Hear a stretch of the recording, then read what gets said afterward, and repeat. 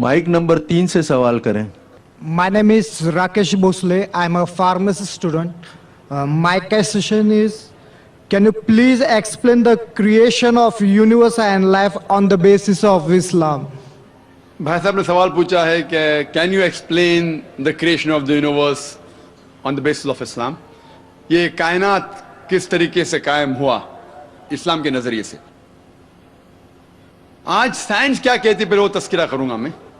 Science कहती है कि कायनात कायम हुई बाय बिग बैंग। पहले ये कायनात वो तो प्राइमरी नेबुला एक थी, उसके बाद एक धमाका हुआ, उसके बाद आए गैलेक्सीज, स्टार्स, प्लैनेट्स, सन, मून और ये जमीन जिस पे हम रह रहे हैं। इसे कहते हैं बिग बैंग। और इसके लिए नोबेल प्राइज मिला था कुछ साइंटिस्ट को 40-50 साल पहले। कुरान में इसका जिक्र है सूरह अल अंबिया में, सूरा नंबर 21 आयत नंबर 30 में। इसमें लिखा है, डू नॉट द अनबिलीवर्स सी अवलम यरल लजीना कफरू, के काफिर लोग नहीं जानते, अनबिलीवर्स नहीं जानते, अवलम यरल लजीना कफरू अन्न समावाति वल अर्दा कानत रत्कम तकनाहुमा, कि the heaven and the earth, ये जमीन और आसमान एक थे और अल्लाह ने इन्हें सेपरेट किया, तफरका, इन्हें छुटा दिया, दे सेपरेटेड। तो कुरान की आयत जो है सूरह अंबिया की सूरा नंबर 21 आयत number 30 big bang in a nutshell है।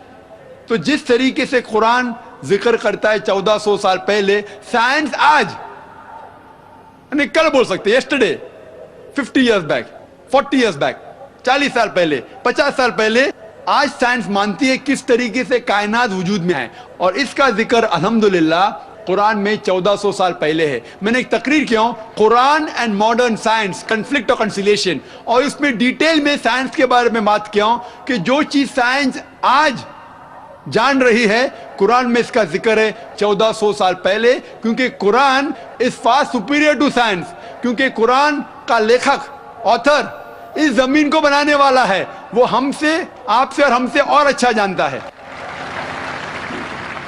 माइक नंबर 4 खवातीन के शोबे से सवाल करें।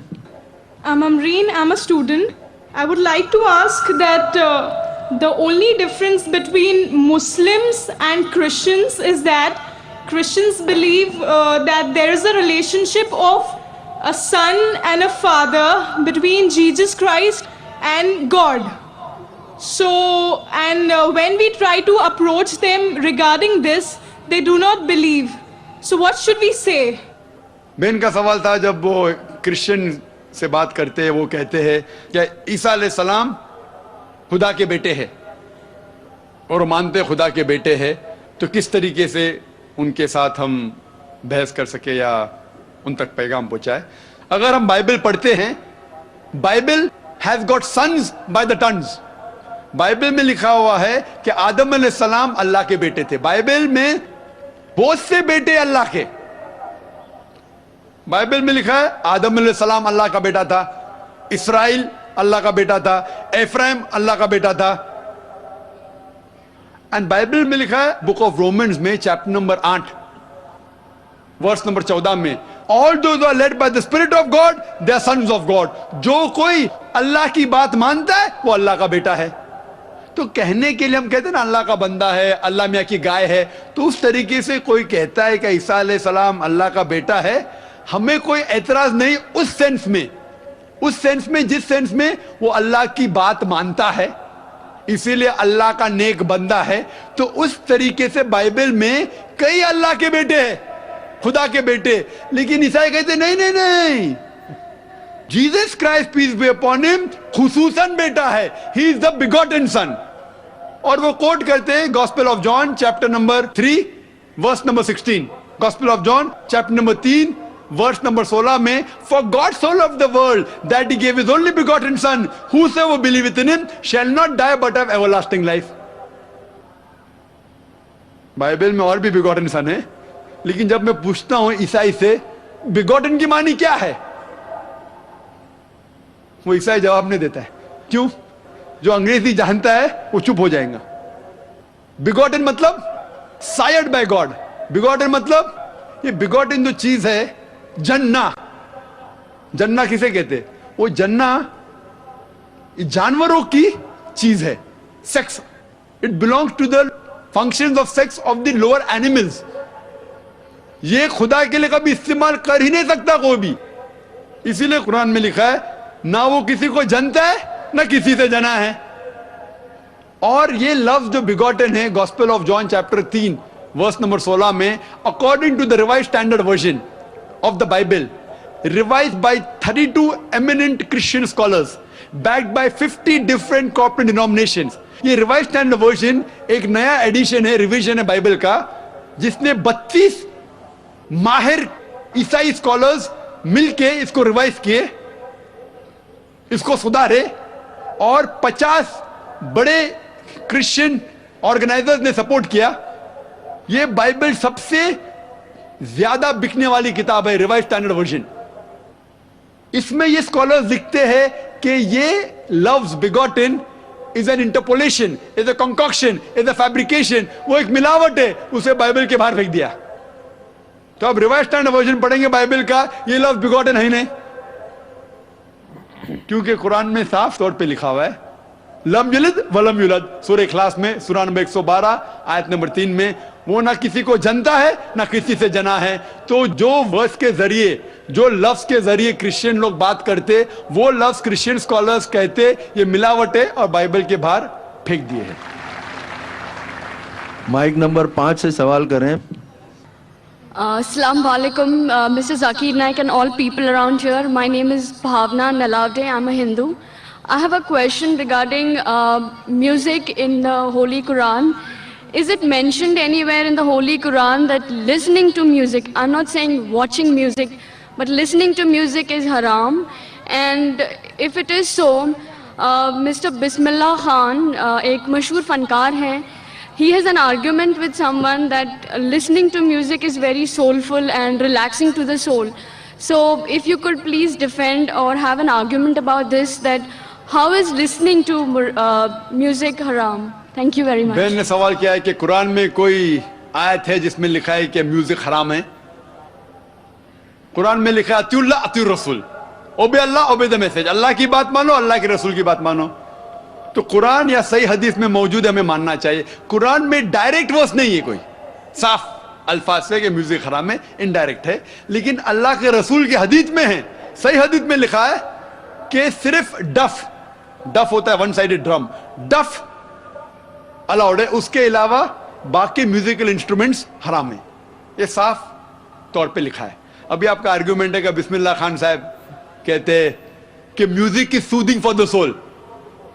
میرا دوست کہتا ہے شراب بھی سودنگ فار دا سول ہے, شراب سے مجھے سکون ملتا ہے. ٹھیک ہے بھائی, آپ کو سکون ملتا ہے, لیکن اس سے نقصان زیادہ ہے. تو میوزک کیوں حرام قرار کیا ہے؟ اٹ انٹاکسیکیٹس. قرآن میں لکھا ہوا ہے چیپٹر نمبر 2 سورہ البقرہ میں, سورہ نمبر 2 آیت نمبر 219, شراب میں فائدے بھی ہے نقصان بھی ہے. اللہ تعالیٰ جانتا ہے, اللہ تعالیٰ سب کچھ جانتا ہے. قرآن میں لکھتے ہیں اللہ تعالیٰ کہ شراب میں فائدے بھی ہے نقصان بھی ہے, لیکن نقصان فائدے سے زیادہ ہے. تو میں مانتا ہوں ہو سکتا ہے کہ کچھ لوگوں کو فائدہ ہو میوزک سے. دیر از میوزک تھراپی آلسو. قرآن میں ایک سورہ شعراء ہے, پوئٹس. قرآن شریف شاعری اور گانے کے خلاف ہے, حرام نہیں کہتا ہے لیکن اکثر خلاف ہے. کیوں؟ جب ہم شعر شاعری کرتے ہیں اکثر اتنی شعر شاعری کرتے ہیں کہ شرک کی طرف جاتے ہیں. میں اگر راجا کی تعریف کر رہا ہوں اتنی تعریف کرتا ہوں کہ اس کو خدا سے ملا لیتا ہوں. کچھ لوگ نعت پڑھتے محمد صلی اللہ علیہ وسلم کے بارے میں, نعت پڑھنا اچھی بات ہے, بہک جاتے اس کو اللہ سے ملا دیتے ہیں, وہ بھی حرام ہے. کہتے میں نے ایک عرب دیکھا بنا عین کا. عرب دیکھا بنا عین کا مطلب رب کو دیکھا. محمد صلی اللہ علیہ وسلم کو اللہ سے ملانا بھی حرام ہے. عیسیٰ علیہ السلام کو تو ملائے بھی حرام ہے, محمد صلی اللہ علیہ وسلم کو بھی. ہم ان سے پیار کرتے ہیں, محبت کرتے ہیں, لیکن اللہ سے نہیں ملا سکتے. اسی لیے 5 بار آذان میں ہم سنتے ہیں لا الہ الا اللہ محمد رسول اللہ. ہم عبادت کرتے صرف اللہ کی, اور محمد صلی اللہ علیہ وسلم اس کے رسول ہے, اس کے بندے ہیں, اللہ نہیں ہے. تو بسم اللہ خان جو کہتے ہیں ہو سکتا ہے کہ کس کو سکون پہنچتا ہوگا، لیکن جب ہم میوزک لیتے اکثر کیا ہوتا ہے، میوزک کے اندر ایک انسان بہک جاتا ہے. ہم گانے سنتے نا، وہ ہیرو ہیروئن سے کہتا ہے کہ میں تمہارے لیے چاند توڑ کے لے کے آؤں گا، ستارے توڑ کے لے کے آؤں گا. یہ ہم جانتے ہیں ایسا ہی نہیں ہے، تو بھی ہم گنگناتے. وہ کیوں میوزک ہوتی ہے؟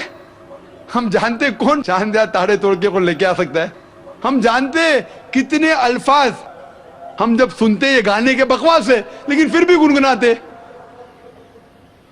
نہیں سننا چاہتے تو بھی سنتے. گھر کے باہر بونگا لگا ہے 1 2 3، کیا 1 2 3؟ نہیں سننا چاہتے پھر بھی سننا. تو میوزک میں کیا ہوتا ہے کہ میوزک کبھی کبھی من کو بہا لیتا ہے. صحیح کہہ رہے بسم اللہ صاحب. اتنا بہا لے جاتا ہے کہ شرک بھی کرتے تو ہم کہتے صحیح ہے، ہم اسلام سے دور جاتے پھر بھی اسے گنگناتے. اسی لیے اسلام میں میوزک جو آپ کو غلط جگہ پہ لے کے جاتا ہے، ڈف کے علاوہ باقی سب انسٹرومنٹس اسلام میں حرام ہیں. تو یہ تھی دوستو آج کی ویڈیو. اس میں ڈاکٹر ذاکر نائک سے سب سے پہلا سوال جو کیا گیا وہ ایک بھائی نے کیا کہ اسلام کے مطابق یہ دنیا مطلب کیسے، ورلڈ کریشن کیسے ہوئی، دنیا کیسے بنی.